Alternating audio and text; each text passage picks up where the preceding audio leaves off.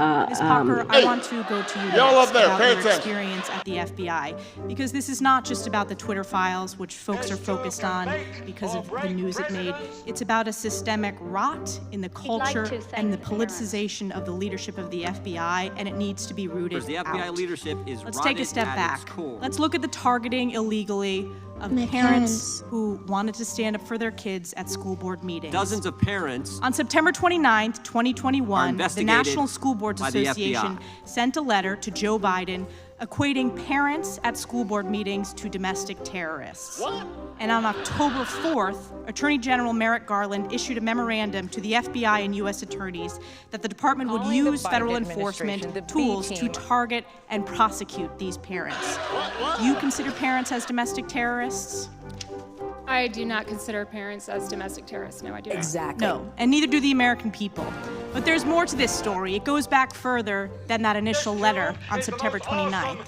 Because the letter didn't happen organically, it was solicited. It was solicited by the White House and by the Secretary of Education. We do not have the A-team on the field Biden right now, administration and it should laid alarm the Americans. predicate for which it used to justify illegally targeting the American people, targeting these parents. Is it proper protocol as a former FBI officer to set that predicate, to manufacture the reasoning to justify opening an investigation? I believe that no one should be targeted for free speech. And if you are a law-abiding citizen, then let me tell you something. Violence should never be tolerated under any circumstance, but it should the definitely FBI not. created a threat No one tag should be for targeted parents because they voicing want their to concerns speak at up at a school school board board. meetings.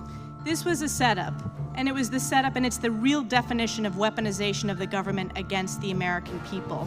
And it's not just this example of targeting parents at School Boards Association.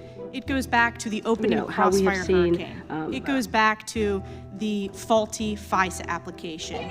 It goes back to what we heard on that first panel from Senators Grassley and Johnson. It goes back to the suppression illegally of the Hunter Biden laptop story paid for by the U.S. taxpayers. This corruption needs to be rooted out. And it's not just about protecting the U.S. Constitution. It is most importantly about protecting the American people from the weaponization of the federal government against them. Yield back. I've been a law-abiding man, but now I'm out of patience. Because the only truth you know is what you get over this tube. Right now, there is an entire generation that never knew anything that didn't come out of this tube. This is mass madness, you maniacs. This is only a sampling. How a law-abiding citizen who wants to be in the wrong place at the wrong time must suffer repeated attacks on his reputation.